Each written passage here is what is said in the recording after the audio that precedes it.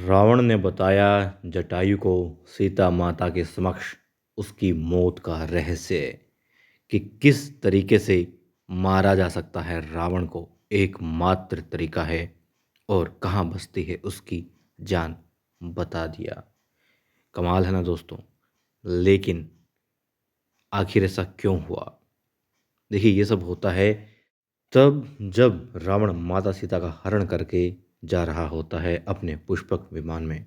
अब जटायु बहुत कोशिश कर रहा है रावण को रोकने की। वो कहते हैं कि रावण से जितना असंभव है वो जानते हैं, लेकिन माता सीता को लेकर के नहीं जाने देंगे इस रावण को इतनी जल्दी। वो कहते हैं जब तक राम आ जाएं शायद यहाँ पर, इसलिए रोक लूँ रावण को। क्योंकि यदि माता सीता भी कहती हैं कि आप इससे लड़ने का प्रयास मत कीजिए, कोशिश मत कीजिए, क्योंकि उससे कुछ हासिल नहीं होगा, आप अपने आप को संकट में मत डालिए। लेकिन जटायु कहते हैं कि सीता को पुत्री कहते हैं और कहते हैं कि आप उनके मित्र दशरथ के बेटे की पत्नी हैं, इस नाते भी आप स्त्री हैं, इस नाते भी। और मतलब बहुत सारी चीज़ें वो कहते हैं और बस हर नाते से ये बताते हैं कि धर्म बनता है जटायु का कि रोक लें रावण को इस हरण करने से। माता सीता कहती है आप लड़ें उससे पहले आप बता आए मेरे राम को, कहते हैं श्री राम को बता दो कि रावण हरण कर कर ले जा रहा है, किस मार्ग से जा रहा है। वो अपने आप आ जाएंगे और बचा लेंगे उनकी सीता को। अब जटायु कहता है कि बहुत देर हो जाएगी, ना जाने कहाँ निकल जाएगा ये रावण तुम्हें लेकर के, इसलिए जितना हो सके इसे रोकने का प्रयास करता हूँ। ठीक है। अब वो रावण पर हमला कर देता है। जी हाँ, जटायु रावण पर हमला करता है। इतना ही नहीं कि सिर्फ हमला किया बल्कि घायल भी कर देता है, जख्म दे देता है चेहरे पर। अब रावण कहता है अच्छा चलो, दुश्मनों को मारते मारते, इतने युद्ध करते करते और हर युद्ध को जीता है, दुश्मन सेना को ही रक्त से नहलाया है, उन्हीं के रक्त में, भूल ही गया था कि रावण का रक्त का रंग कैसा है। अच्छा किया याद दिला दिया। अब कभी वो तीर छोड़ता है, कभी कुछ करता है, मगर हर बार बच जाता है। हल्का हल्का घायल हो रहा है, पंख घायल हो रहे हैं जटायु के, मगर वो हार नहीं मानते हैं।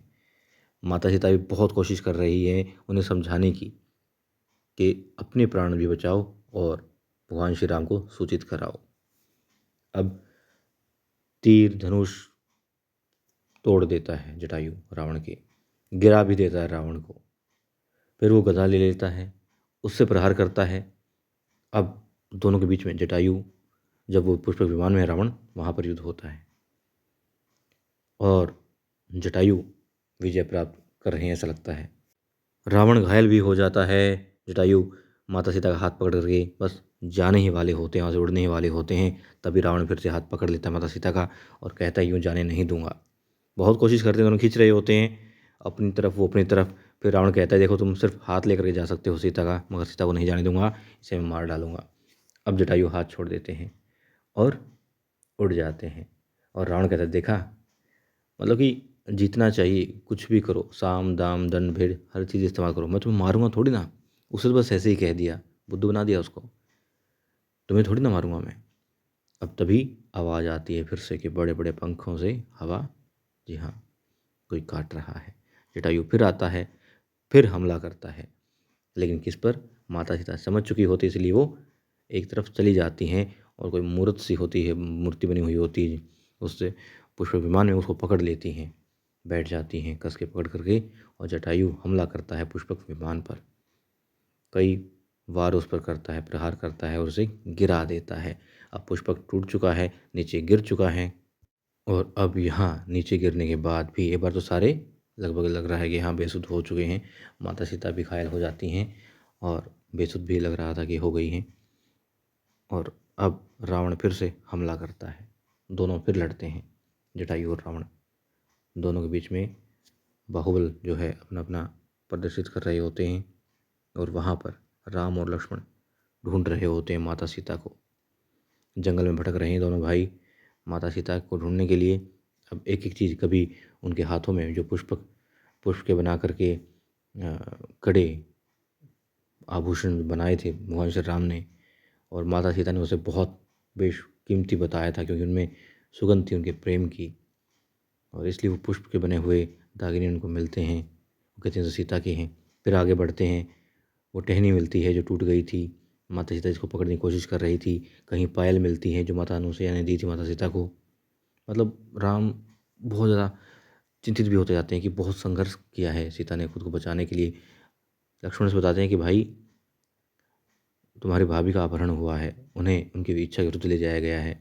ढूंढ रहे होते हैं, खूब ढूंढ रहे होते हैं, कभी उनका कंगन मिलता है, कभी कुछ मिलता है, और अब वो उसी ओर बढ़ रहे हैं जहाँ उनको चीज़ें मिल रही हैं, उसी दिशा में वो बढ़ते जा रहे हैं, आवाज़ें लगाते जा रहे हैं, सीता सीता भाभी माँ भाभी माँ।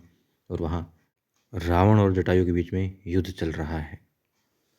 अब रावण कहता है देखो ये लड़ाई यूं ही ख़त्म नहीं होगी, पता नहीं कितने सालों तक भी चलती रहेगी, तो अच्छा यही इस लड़ाई को जल्दी ख़त्म करें। अब दोनों मतलब एक दूसरे पर भारी नज़र आने, कभी वो कभी वो। तभी रावण गिरा देता है जटायु को, ऊपर पाँव भी रख लेता है छाती पर। फिर बताता है कि देखो मैं इस लड़ाई को जल्दी ख़त्म करना चाहता हूँ और ये लड़ाई यूँ ख़त्म नहीं होगी, क्योंकि तुम सीता को ले जाने नहीं दोगे, और मैं, रावण कहता है कि वो माता सीता को ले जाए बिना मानने वाला है नहीं, खाली हाथ जाने वाला है नहीं, तो इसलिए युद्ध चलता रहेगा। और रावण चाहता है कि युद्ध को जल्दी ख़त्म किया जाए, तो इसलिए कहता है कि सौगंध खाकर कहता है कि वो कहता है रावण कि वो सौगंध खा रहा है और बता रहा है जटायु को कि आखिर कैसे मारा जा सकता है। रावण को कहता है कि उसके पाँव की उंगलियों में उसकी जान बसती है। सबसे ज़्यादा चोट उसको कहाँ लगती है, जो उसकी पाँव की उंगलियों पर प्रहार होगा, तो वहीं से उसकी मौत का रास्ता है। और फिर कहता है जटायु देखो मैंने तुम्हें बता दिया है जो असली रहस्य है रावण की मृत्यु का। फिर रावण पूछता है तुम बताओ कि आखिर तुम्हारा रहस्य क्या है, तुम पर कैसे विजय पाई जा सकती है, तुम्हारी क्या कमजोरी है। अब जटायु सोच रहा है बताऊं या ना बताऊं, क्योंकि वो कहता है कि उसने तो बता दिया है, अब बारी जटायु की है। इतने में माता सीता खड़ी हो जाती है और भागने का प्रयास करती है, क्योंकि वो लोग धरा पर हैं। माता सीता भाग सकती थी मगर रावण पकड़ लेता है।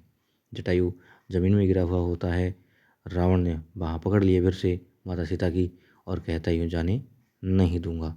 और वहाँ प्रभु श्री राम ढूंढ रहे हैं भाई लक्ष्मण के साथ में माता सीता को।